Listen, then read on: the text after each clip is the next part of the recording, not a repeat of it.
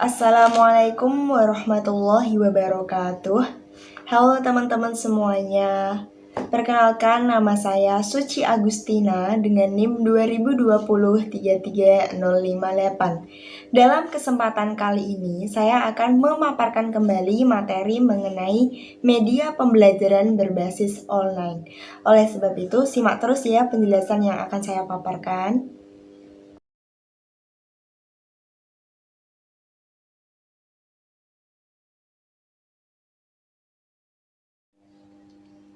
Jadi, apa itu sih media pembelajaran digital? Media pembelajaran digital ataupun online adalah suatu media pembelajaran yang menggunakan data digital yang bisa diolah dan digunakan kembali menggunakan perangkat digital. Contohnya apa sih perangkat digital itu?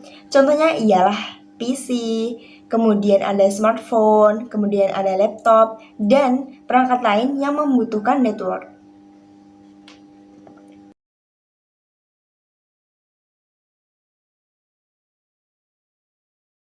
Kemudian, apa sih urgensi dari media pembelajaran ini?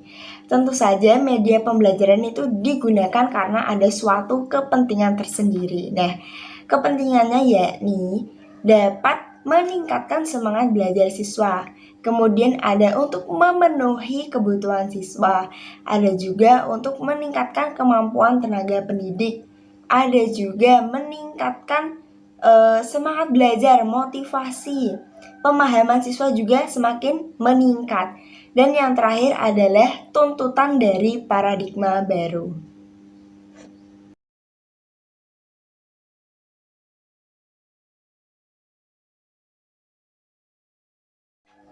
Nah, pemilihan media pembelajaran ini tentunya bukanlah perkara yang gampang, karena harus menyesuaikan tujuan pembelajaran, cakupan pembelajarannya juga, kemudian apakah media pembelajaran tersebut itu bisa atau tidak untuk dipahami oleh peserta didik. Karena pada intinya, media pembelajaran ini kan tentu saja untuk peserta didik, untuk memenuhi kebutuhan mereka dan juga untuk membantu pemahaman mereka. Kalau nantinya media ini tidak membantu mereka, kan tentu saja kasihan.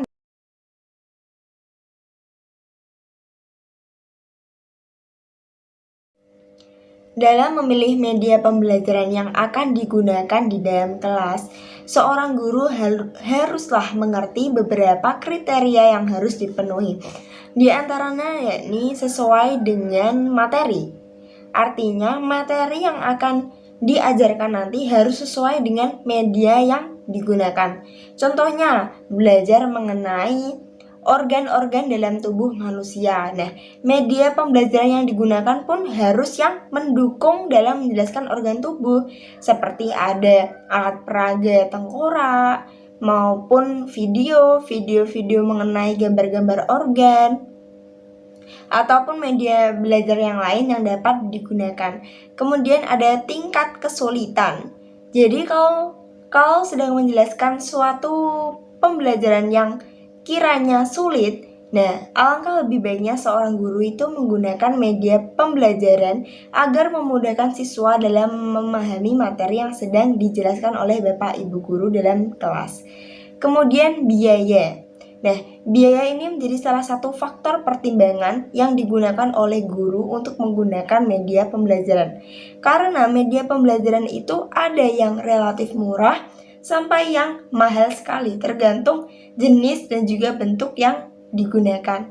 Kemudian ketersediaan. Dan yang terakhir yaitu kualitas teknis.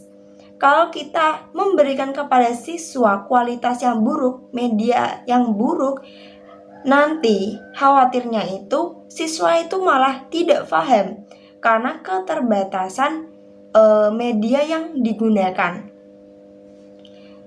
Kemudian juga dalam menjelaskan itu guru perlu memahami siswa. Artinya memang betul kita menggunakan media, namun guru pun harus menyadari kalau siswa itu tidak sepenuhnya dapat memahami media yang kita jelaskan. Artinya kadangkala guru pun harus memberikan pertanyaan kepada siswa apakah siswa tersebut paham atau tidak mengenai materi yang sedang dijelaskan.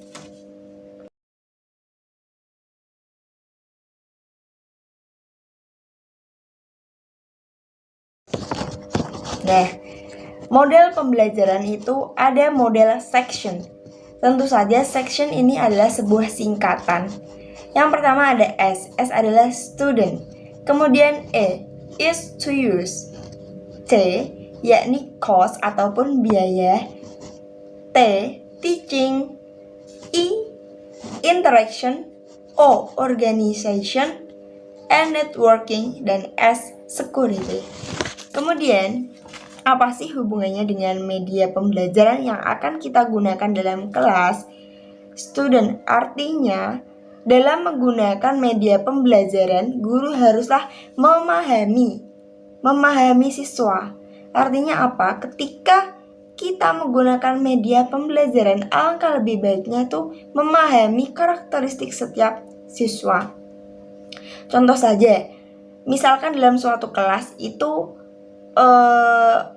yang paling dominan itu menggunakan media pembelajaran berbasis video, karena anak-anaknya itu lebih mudah memahami jika menggunakan video pembelajaran. Nah, guru tersebut alangkah lebih baiknya jika menjelaskan dalam kelas itu menggunakan media pembelajaran berbasis video, karena peserta didiknya pun lebih paham.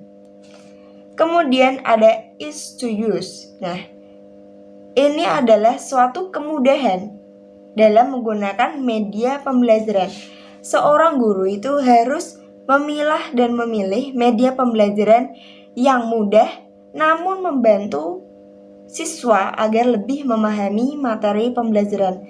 Contohnya, media pembelajaran berbasiskan video kan lebih mudah daripada kita menjelaskan dengan secara lisan, secara langsung. Kemudian ada cost ataupun biaya. Nah, hal ini kadang itu menjadi kendala ketika seorang guru ingin menggunakan media pembelajaran karena terhalang dengan biaya yang cukup mahal ataupun biayanya itu tidak dibiayai oleh anggaran sekolah. Jadi, guru pun harus memilih media pembelajaran yang berkualitas namun dengan harga yang terjangkau. Kemudian ada teaching. Nah, seorang guru dalam mengajar itu harus mengerti tujuan pembelajaran nasional, tujuan pembelajaran yang ingin dicapai dalam kelas. Kemudian ada kompetensi dasar, kompetensi inti, ataupun tujuan pembelajaran yang ingin dicapai lainnya. Artinya dalam mengajar itu guru pun harus mengerti apa yang akan dikerjakannya nanti menggunakan media pembelajaran. Yang selanjutnya itu ada interaction. Artinya walaupun menggunakan media pembelajaran, guru kelas itu sifatnya wajib memantau setiap gerak-gerik siswa-siswinya. Bukan berarti ketika menggunakan media pembelajaran, contoh video, nah siswa kita tuh kita biarkan karena sudah dijelaskan oleh video. Hal tersebut adalah salah kaprah karena siswa haruslah dipantau dalam masa belajarnya. Kemudian ada organization. Artinya dalam menggunakan media pembelajaran pun butuh suatu organisasi ataupun suatu kelompok. Nah, contohnya adalah kelompok belajar. Kelompok belajar setelah memahami media pembelajaran yang digunakan. Contohnya, membentuk suatu kelompok untuk berdiskusi mengenai materi pelajaran yang digunakan dalam media tersebut. Kemudian ada networks, yaitu yang sifatnya berkaitan dengan masyarakat. Dan yang terakhir ada security atau keamanan media pembelajaran. Apakah media tersebut itu membuat siswa celaka, ataupun media pembelajaran yang jauh dari unsur-unsur kebencian, unsur-unsur sara, dan juga pornografi seperti itu. Mungkin itu saja yang dapat saya sampaikan. Kurang lebihnya mohon maaf. Wabillahi taufiq walhidayah. Wassalamualaikum warahmatullahi wabarakatuh.